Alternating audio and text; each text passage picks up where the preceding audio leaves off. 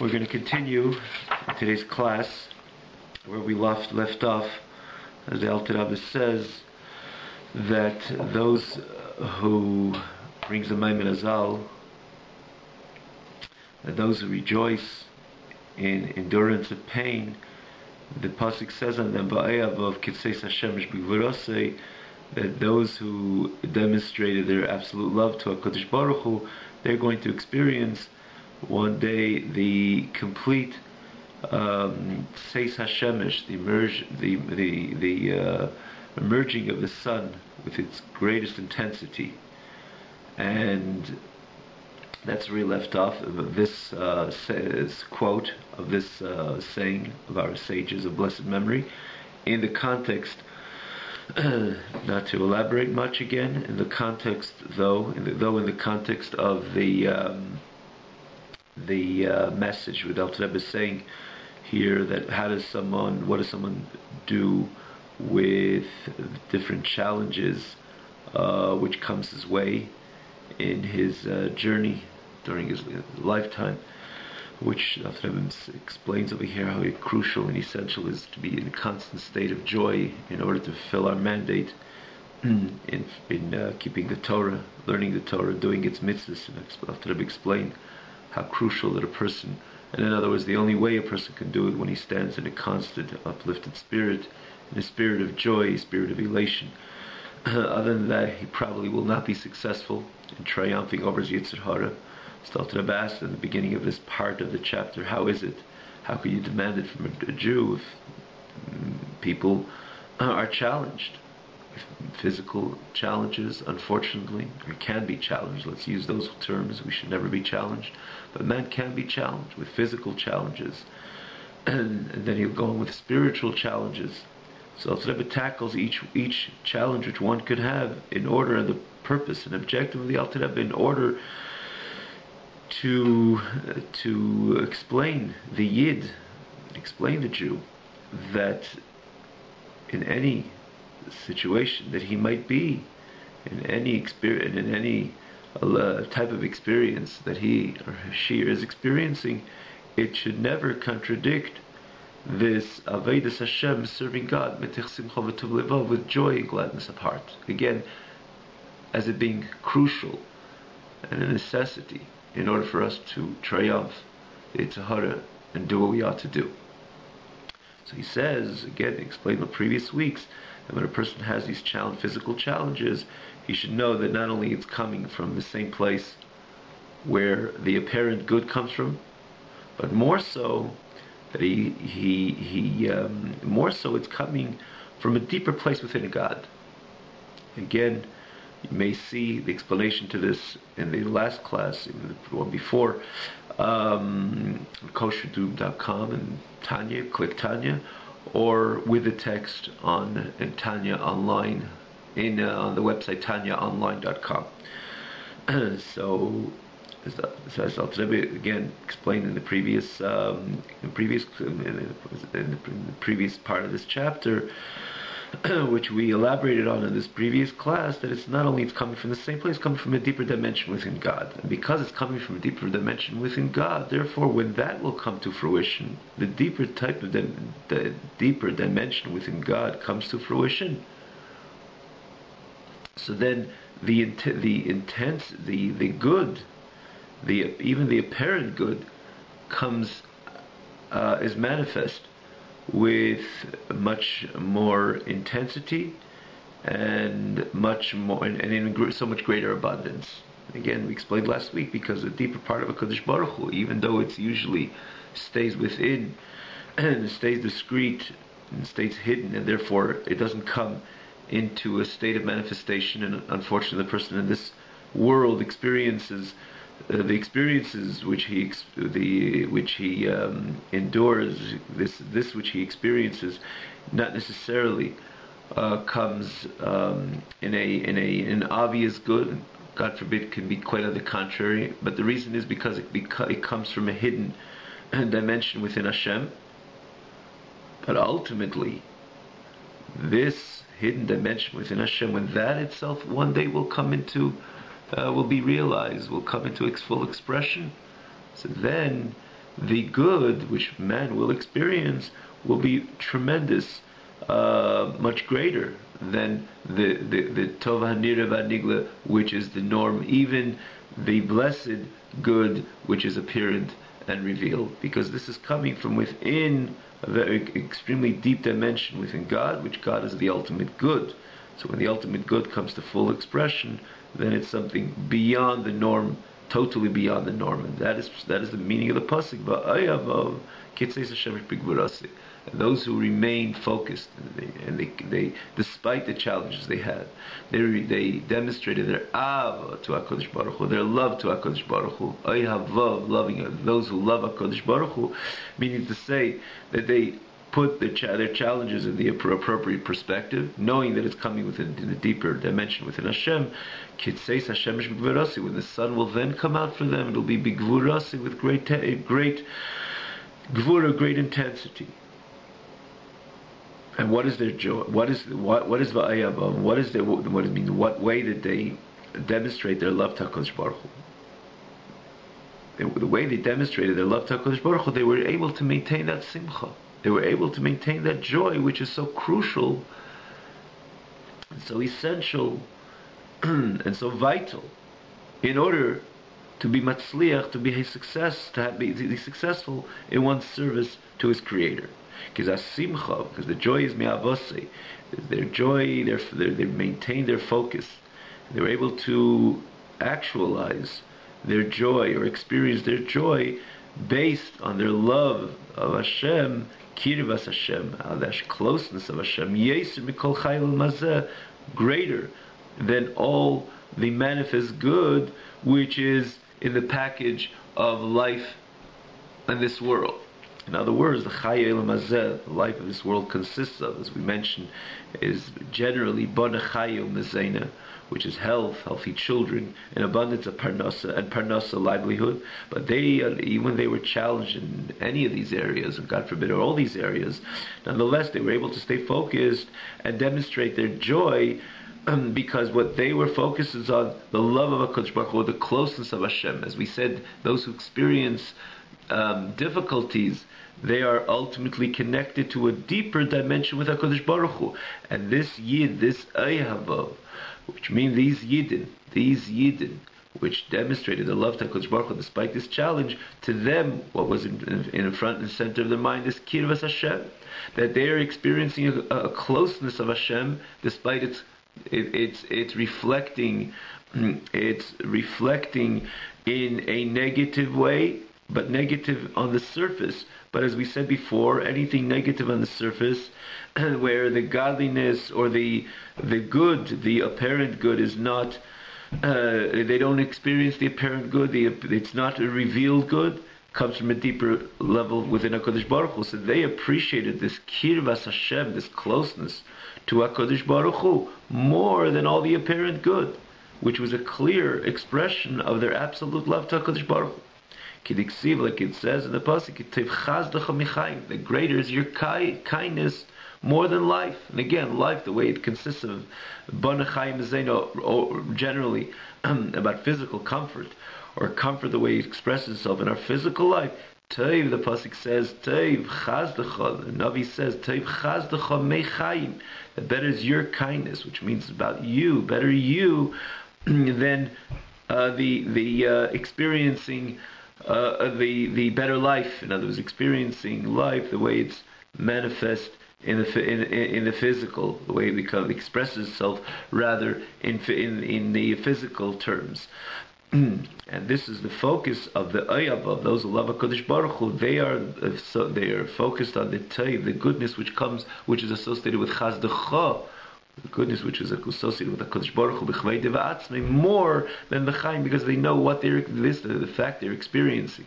The fact their experience consists of helen. In other words, they don't see the good expressing itself in Bana Chaim Zayin, in other words, in this which constitutes life. They understand that this is coming from a deeper level of HaKadosh Baruch Hu. If it's a deeper level of HaKadosh Baruch Hu, it's a deeper level of Teiv. a deeper level of good, because God is the ultimate good. So they are able to focus and say, your kindness. And it is about you greater than Mechaim, than life, which would again express itself in the overt comforts and so on. And Bekirvas Hashem, he be Yesesei, so Maila in Kates. And the truth of the matter is, this is the way it is, that when a person does not see the good manifest in this physical world, he understands that it's ultimately a deeper level with God. And because when you're dealing with Alma Diskasi, you're dealing with this inner dimension of HaKadosh Baruch Hu, is infinitely greater than the revealed dimension of HaKadosh Baruch Hu, the revealed expression of HaKadosh Baruch Hu. And when a person again does not experience he doesn't experience good begolui, in other words, revealed good. He knows it's coming from Alma Diskasi, from the deeper dimensions within God. Hence, he understands that the deeper dimensions within God, which is the concealed, God concealed dimensions, the Alma, the Iskasia, the hidden worlds, are infinitely greater or infinitely closer to God than the way God expresses himself in a revealed manner. And therefore, he is excited that he reached and he is able to touch a deeper level within HaKadosh Baruch Hu, more, and again infinitely more, than if he would just experience overt goodness in this physical world. Because because we want to deal with, when we think where HaKadosh Baruch Hu is more in concealment, or HaKadosh Baruch Hu is more in discreet, in a state of reservation, more than he is in his state of revelation. As we mentioned 2 weeks ago, the classes, even it works like that, lahavdil by man as well. Or the truth of the matter is, the reason why it works by us is because we're ultimately we evolve from the way things are above. Adam Adam El man is compared to his creator. So by man as well, where is the real me? Is in the words I say, or my external expressions, or in the reserved part of me? Obviously, it's in the latter. My thoughts, it says the person a person cannot really express what's really going on in his heart, because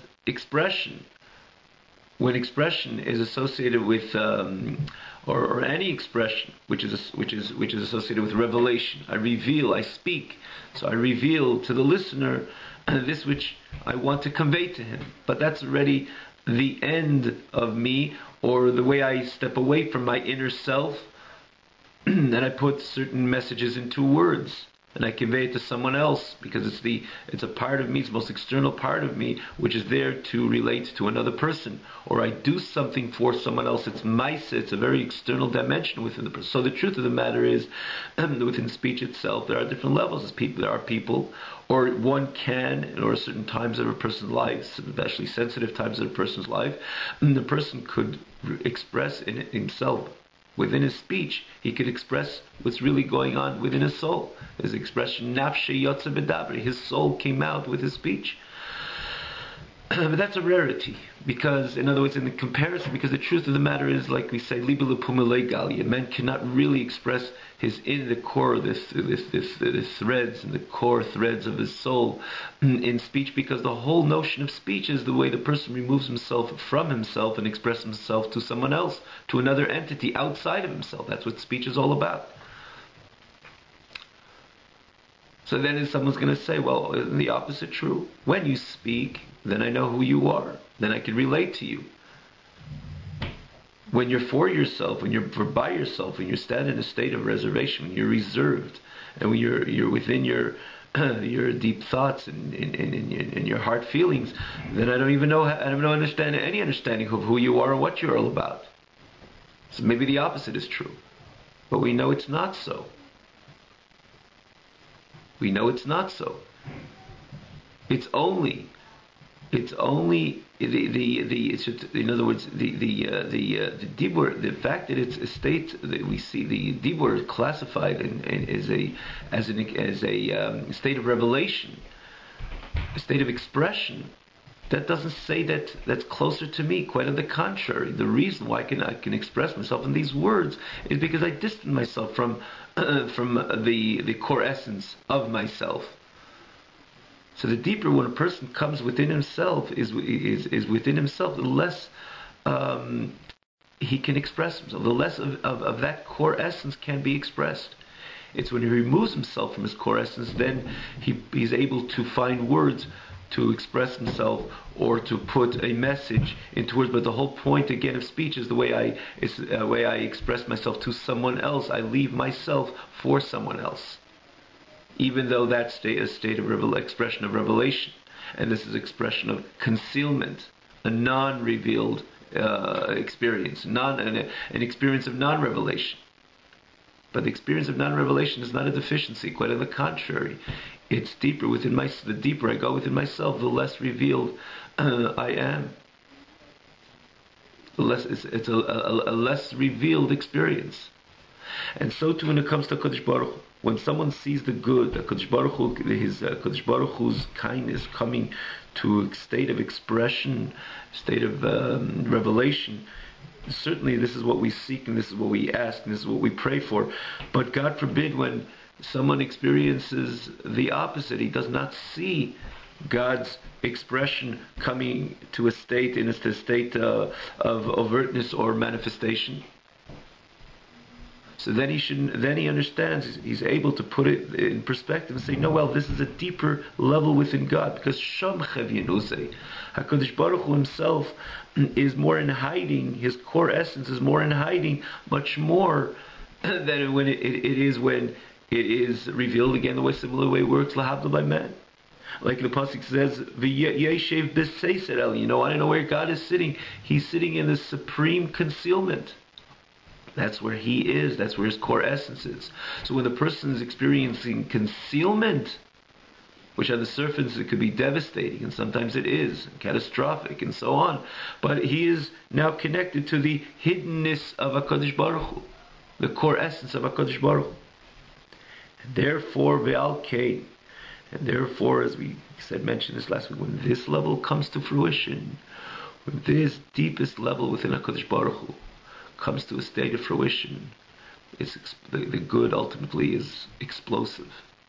HaKadosh Baruch Hu decides that core essence, like we said, that even within speech sometimes, like the pasuk says, "Nafshe yotze bedabre," that usually when a person speaks, he removes himself from his core essence, and he expresses his whole the whole notion of speech is the way I remove myself from myself and express myself to someone else. Yet we find that certain times, precisely, speech will bring out the nefesh of the soul. And again, it's a rarity, but this is the meaning of the pasuk, "Nafshe yotze bedabre," that his soul emerged within his speech, because it comes to a certain point that a person can ultimately express the core, deepest essence, or the deepest essence of himself in his speech, and it is felt naturally to the listener. It's a total different experience when a person expresses his soul in his speech.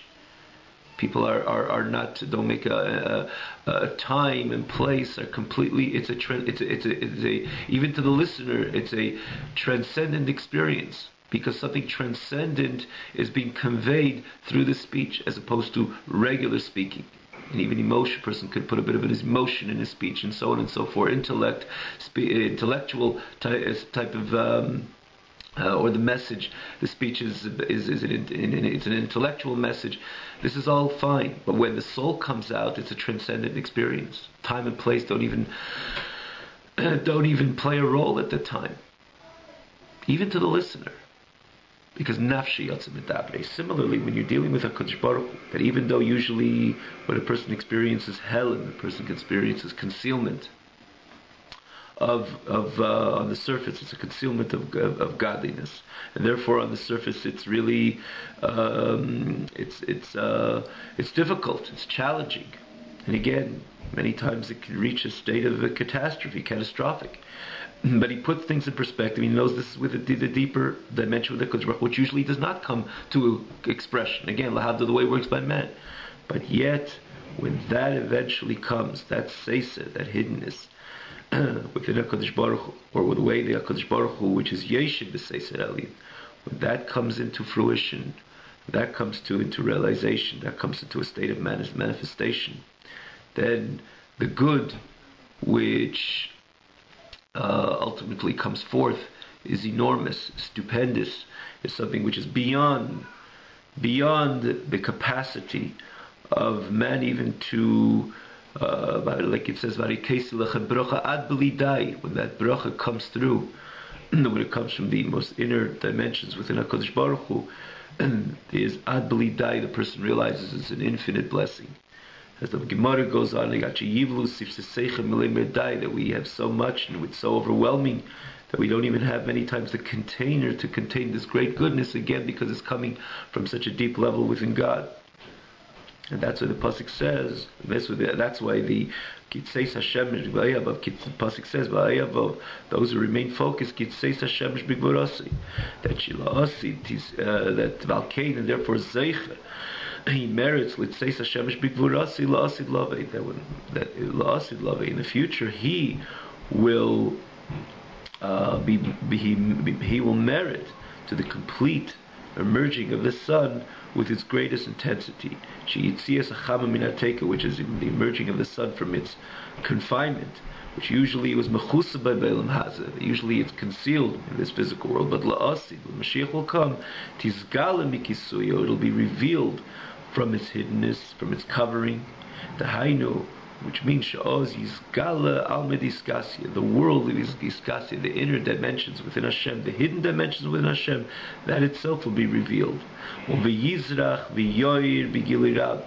It will shine and it will illuminate with great revelation, an intense revelation, for all those who took shelter or who trusted in God and in this physical world. In other words, despite they did not see the revelation in this physical world, but they were chaysim bay. They put their trust and they put they put their confidence in HaKadosh Baruch Hu, in this world of misteifif and bitzilei, and they assembled in HaKadosh Baruch Hu's shade, which is the Tzeila Chochma, Shubchinas Tzeil V'loi Erev V'teva Niris. And in other words, they gathered in Hashem's shade. And if you look at the difference of a shade and or shadow, rather, in as opposed to the light itself, the light, you see the image. By the Tzeil, you see the image, but it's still a dark image. It's not the person himself. It's not the building itself. It's not the clear light, and it's not the clear good. It's just you see again the image, but you don't see, but it remains dark. That's those. So those who gathered in the tzilei shel HaKadosh Baruch Hu, the tzeil of HaKadosh Baruch Hu, where they did not see the light and they did not see the apparent good. Well, and in the future, precisely they will experience the ultimate good, which means the whole alma diskasya, the most inner parts of HaKadosh Baruch Hu, the most inner dimension of HaKadosh Baruch Hu, will be revealed precisely to them, for they were able to remain focused in the time when they did not experience the apparent good, the overt good, and they were able to remain focused. HaKadosh Baruch Hu will shine, will allow this alma diskasya to be revealed, and then it'll shine and it'll illuminate to them, like it says, begilui rava atzum, with great revelation and intense revelation. Shall we see this bekarev, in a very clear, stark, apparent good? And again, the way he says over here, not stam good, but gilui rav, great revelation of great good, or abundance of good, va'atzum, and intense teiv. And again, as we were all chaysim by, we all trusted HaKadosh Baruch Hu at all times. Have a wonderful day.